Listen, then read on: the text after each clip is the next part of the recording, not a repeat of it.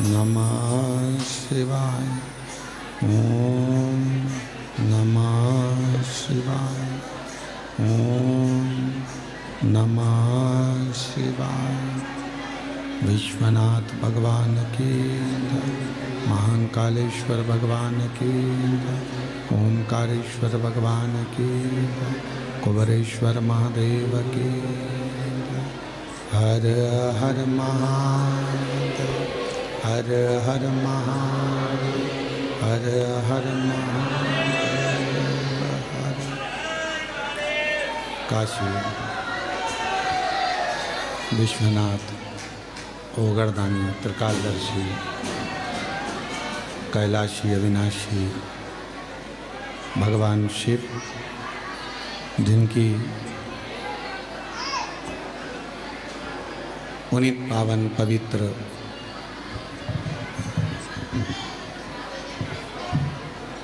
शिव महापुराण कुबेर भंडारी की ये पवित्र भूमि कुबेरेश्वर धाम, जहाँ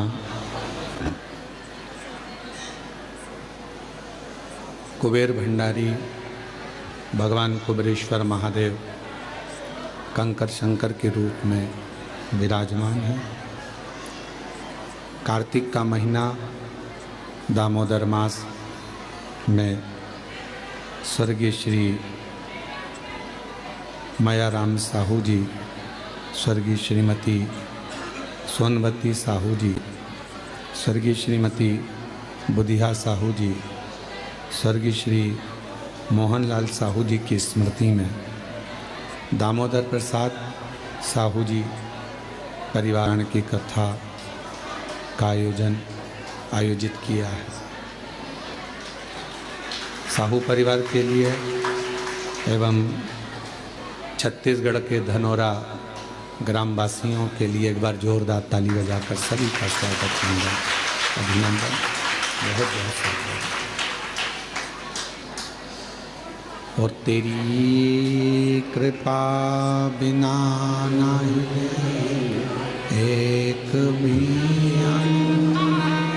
ले श्वास तेरी कृपा से तन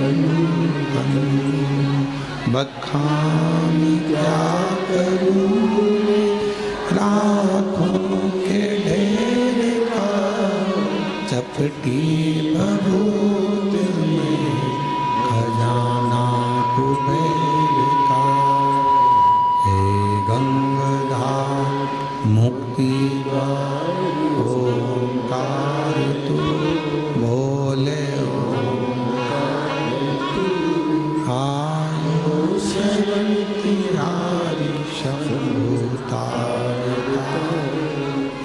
ये शिव जी की उदारता से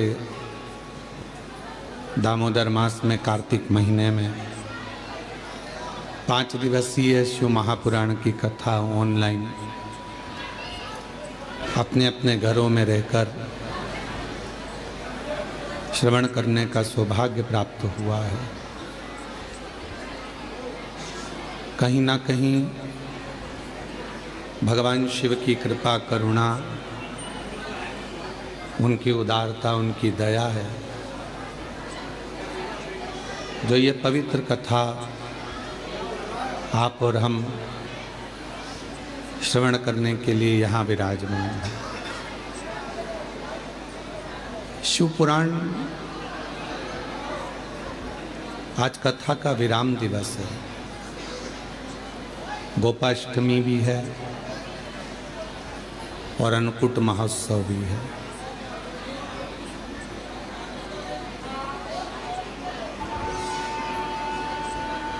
कहते हैं जैसे वृक्ष में एक लोटा जल देते हैं, पानी देते हैं तो पूरा वृक्ष हरा भरा रहता है, उसी तरह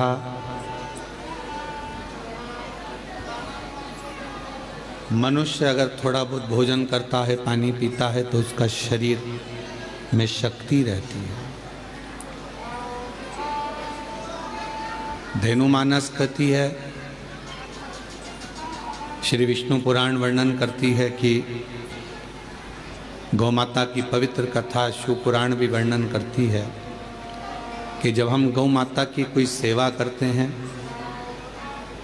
गौ सेवा में अगर लगते हैं तो हमारे 33 कोटि देवता भी प्रसन्न हो जाते हैं और कृपा बरसाते हैं। संपूर्ण भारतवासियों को, संपूर्ण सनातनियों को आज गोपाष्टमी की बहुत बहुत बधाई हो। सबके जीवन में माँ गौ माता के सेवा के प्रति भाव जागृत हो। शिव कृपा सब पर हो। शिव पुराण भक्ति और मुक्ति दोनों को साथ लेकर चलती है।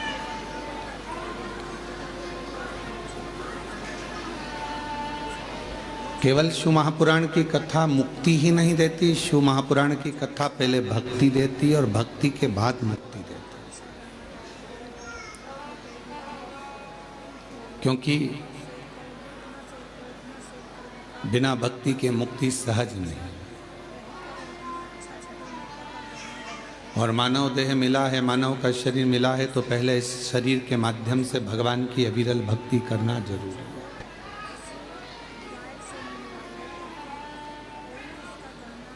दामोदर प्रसाद साहू जी, मैं आपको धन्यवाद देता हूं कि पूरे गांव के लोगों को आप शिव के धाम कार्तिक महीने में लेकर आए। पुराण की कथा का आयोजन कराकर अपने परिवार को भी एक गिफ्ट के रूप में दिया है। ये प्रेरणा है बेटे, ये आपकी प्रेरणा है कि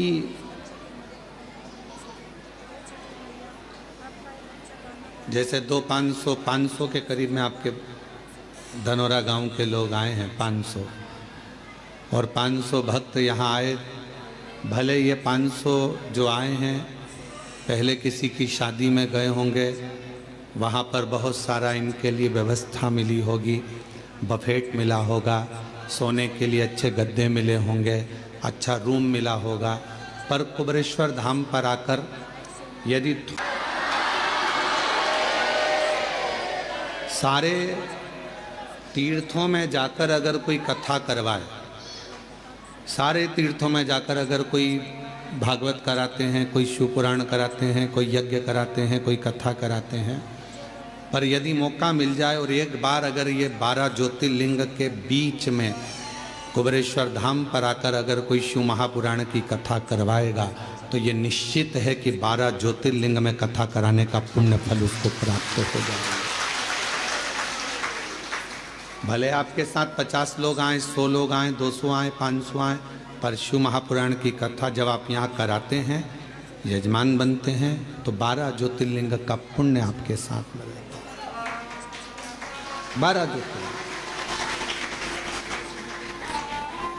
और हम तो कहेंगे आपके मेहमानों को भी धन्यवाद है कि इन 500 मेहमान जो यहाँ आए हैं उनके मन में यह भाव तो आया कि हमें कुबेरेश्वर धाम जाकर कथा श्रवण करना है, हमें वहाँ रहना है।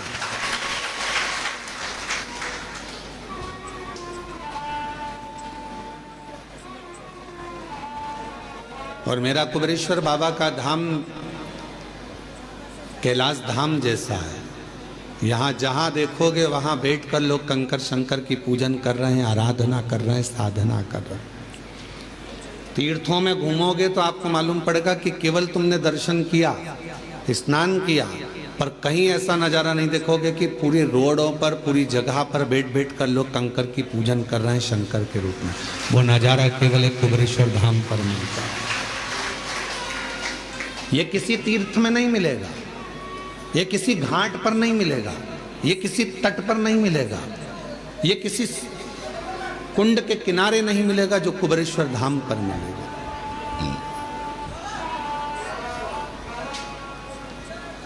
भक्ति और मुक्ति दो साधन भगवान ने दिए हैं कि अगर मुक्ति के पद पर पहुंचना है तो पहले भक्ति जरूरी है।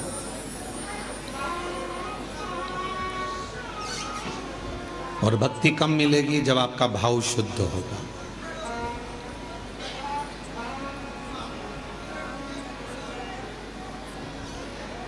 आप में से कोई ऐसा है जिसने अपनी परछाई को पकड़ा हो?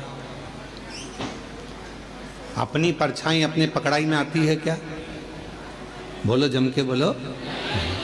अपनी परछाई, अपनी छाया अपनी पकड़ाई में नहीं आता, पर सूर्य की ओर मुख कर लो, चलते जाओ तो वो परछाई भी अपने पीछे पीछे आना चालू कर देती है। भले पकड़ाई में नहीं आए, पर तुम में इतना बल आ जाता है कि तुम सूर्य की ओर मुख कर लेते हो तो परछाई तुम्हारे पीछे पीछे चलती है। उसी तरह सुख तुम्हारे हाथ में नहीं आ रहा ना, वैभव तुम्हारे हाथ में नहीं आ रहा, तरक्की तुम्हारे हाथ में नहीं आ रही, तो एक काम करो, ये तुम्हारे हाथ में नहीं आ रहा, सुख नहीं आ रहा, वैभव नहीं आ रहा, शांति नहीं आ रही, ये तुम्हारे हाथ में नहीं आ रहा, तो तुम भी एक काम करो, जैसे शांति भी चलेगी, सुख भी चलेगा, संपदा भी चलेगी, तुम शिव के हो गए तो शिव तुम्हें सब कुछ दे देता।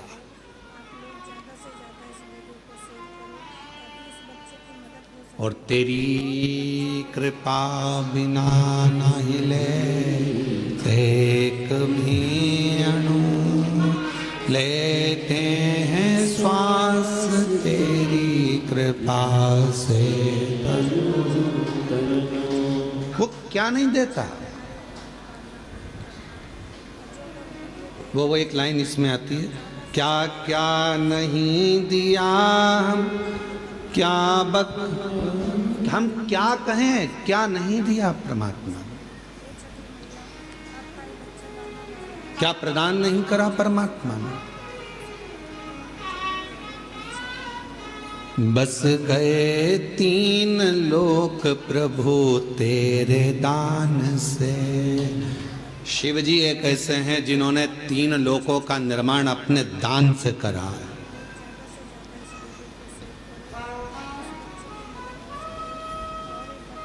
सारे तीर्थ जाओ, वृंदावन गए, बिहारी जी का दर्शन करा, वृंदावन गए, गोवर्धन नाथ जी की परिक्रमा करी, ब्रज गए, यमुना जी का पान किया, द्वारकाधीश जी का दर्शन किया, दाऊ जी का दर्शन किया, ब्रज की रज में खूब दर्शन किया। पर ब्रज की रज में पहुंचकर यदि तुमने किसी एक शिवालय में जाकर भूतेश्वर, चकलेश्वर लोटा जल नहीं चढ़ाया तो ब्रज की यात्रा भी पूर्ण नहीं मानी जाती।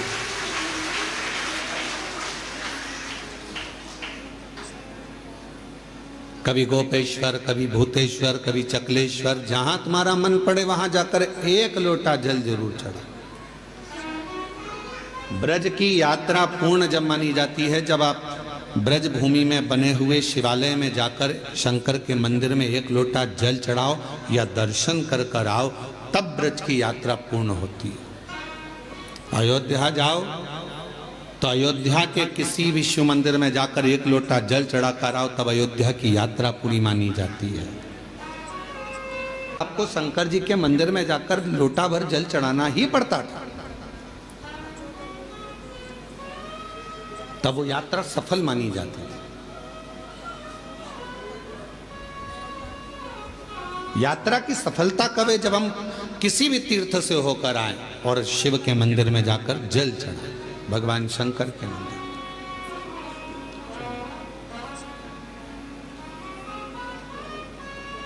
बस गए तीन लोक प्रभु तेरे दान से, बड़ा है तेरा दायरा, बड़ा दातार तू, बड़ा दातार तू, आयु शरण दिया शंभु तार तार तू। ये उसकी उदारता इतना विशाल है, वो इतना विशाल है वो कि जो आता है उसकी शरण में उसको वो स्वीकार करते चले जाते, इतना विशाल।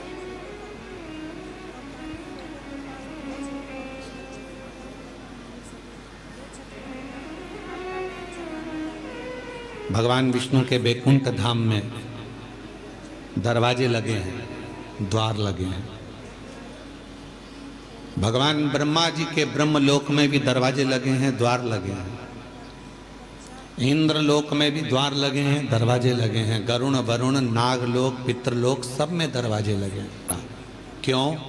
क्योंकि भगवान शंकर को मालूम है कि उसका भक्त उसको कभी भी पुकार सकता है, तो उसको दौड़ ना कर, कभी भी पुकारे। हम आपसे पूछते हैं, एक उत्तर दीजिएगा।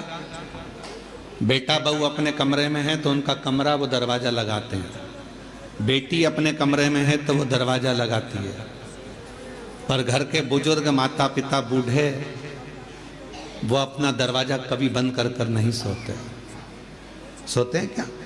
बुजुर्ग माता पिता अपना दरवाजा लगा कर नहीं सोते, क्योंकि उनको मालूम है कब बेटा आवाज लगा दे, कब पोता आवाज लगा दे, कब नाती आवाज लगा दे, कब कोई बेटा बेटी आवाज लगा दे, कब दामाद आवाज लगा दे, तो हमको जाना पड़ेगा। उसी तरह मेरा शिव, मेरा शंकर, मेरा ओघड़दानी, उसके दरवाजा नहीं है। उसको मालूम है कि जिंदगी में दुख कभी भी आ सकता है, और कोई दुख की घड़ी में एक लोटा जल लेकर शिव के मंदिर में जाएगा तो मुझे दौड़ कर आना पड़ेगा।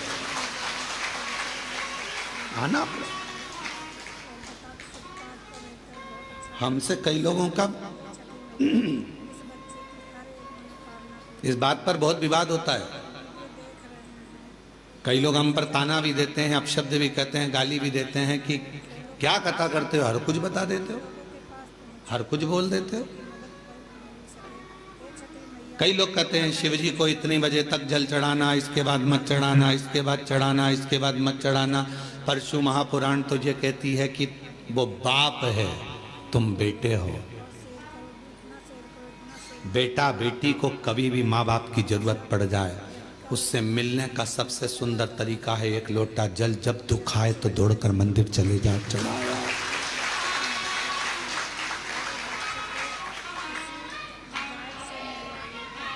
और यदि मान लो, अंदाजा लगाइए, अगर आप विचार करिए, मान लो अगर आप ये अंदाजा लगा कर बैठिए कि मंदिर में मान लो अगर कोई मना कर दे कि नहीं अभी दोपहर हो रही है, हम जल नहीं चढ़ाने देंगे, अब शाम हो रही है, हम जल चढ़ाने नहीं देंगे, अब रात्रि हो रही है, हम जल नहीं चढ़ाने देंगे, और तुम्हारी बहुत बड़ी विपदा आकर खड़ी हो गई है, बहुत बड़ा टेंशन आकर खड़ा हो गया है, तो अपने घर में जो शंकर का शिवलिंग है उसको थाली में रखो, श्री शिवाय नमस्तुभ्यम कहकर अपना दुखड़ा उससे हो। यहाँ पर 2-5 दिन से तो आपने देखा होगा, केवल सारे मंदिर घूमकर आ जाओ, चाहे काशी जाओ, उज्जैनी जाओ, ओमकार जाओ, चाहे तुम्हारी मर्जी पड़े केदार जाओ, सबके पट बंद हो जाते हैं। पर कंकर शंकर की भूमि पर हमारे बाबा ऐसे बैठे हैं कि लोग पूरी रात जल चढ़ाते हैं और बाबा से अपना विनय करते हैं पूरी रात। और आप लोगों में से कई लोगों ने तो रात को 1 बजे भी उठे होंगे तो देख रहे होंगे कि लोटा लेके खड़ी है। कोई रात को 2 बजे भी उठा होगा तो उसको लगा होगा कि अभी भी दिया लगा कर बैठी है। रात को 12 बजे से लेकर 4 बजे तक के बीच में अगर आप देखोगे तो कई महिलाएं, कई पुरुष, कई बच्चे, कई बेटियां, कई बेटे अपनी साधना में, शंकर की साधना करने, एक लोटा जल चढ़ाकर रात्रि में भी साधना में डूबे रहते हैं। ये वो भूमि है, यहाँ से व्यक्ति तेज लेकर जाता है। ये वो भूमि है जहां से व्यक्ति खाली झोली लेकर नहीं जाता, झोली भर कर जाता है। ये वो भूमि है जहां व्यक्ति अपनी साधना को करने के लिए आता है। साधना, यहां तंत्र वाले भी आते हैं तो मंत्र वाले भी आते हैं, यहां साधना वाले भी आते हैं तो योग वाले भी आते हैं, यहां उपासना वाले आते हैं तो पूजा वाले भी आते हैं, बैठते हैं।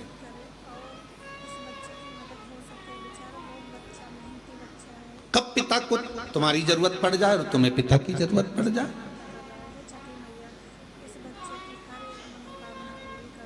हमारे यहाँ पर दोपहर में हम जल नहीं चढ़ाने देंगे, हम शाम को जलता। वो जब तुमको तकलीफ आ जाए, जब तुमको दुख आ जाए, जब तुम्हें कष्ट आ जाए, तब उसको याद करना, श्री शिवाय नमस्तुभ्यम। किसी दूसरे के दरवाजे पर जाकर याद मत करो। दुख आया और किसी ने कह दिया चलो मैं तुम्हें वहां लेकर जा रहा हूँ, वहां दुख मिट जाएगा, चलो मैं वहां लेकर चलती हूँ, वहां तकलीफ मिट जाएगी। ना ना ना, मेरा तो बाप मेरे घर में बैठा है, मेरा बाबा बैठा है, कुबेर भंडारी का नाम लूंगी, कुबेरेश्वर बाबा का नाम लूंगी, एक लोटा जल चढ़ाऊंगी, श्री शिवाय नमस्तुभ्यम कहूंगी और मेरा दुख कट जाएगा, ये निश्चित है। कभी भी याद करो उसको, कभी।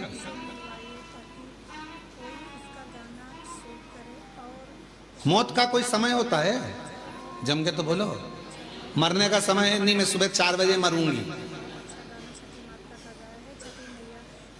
मैं दिन के 2 बजे मरूंगा। मृत्यु का कोई समय निश्चित नहीं।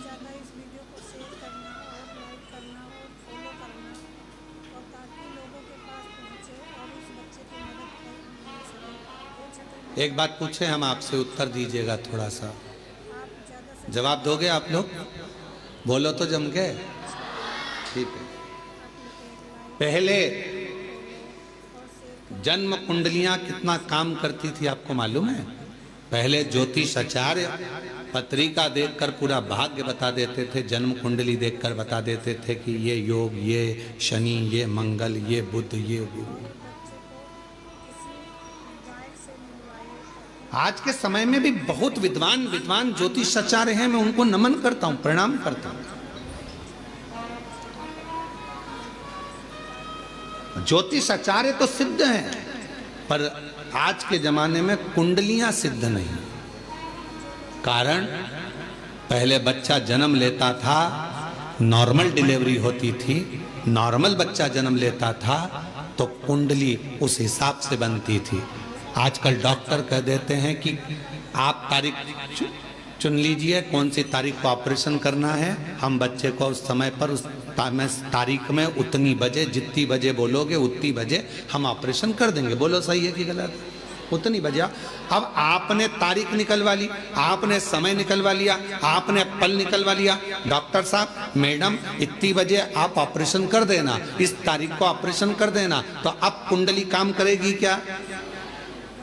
क्योंकि तुम्हारी मर्जी से बच्चा हुआ है, इतनी बजे कर देना, इतनी तारीख को कर देना।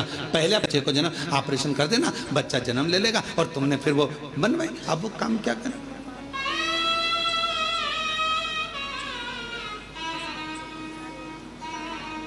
मृत्यु कौन सी श्रेष्ठ है?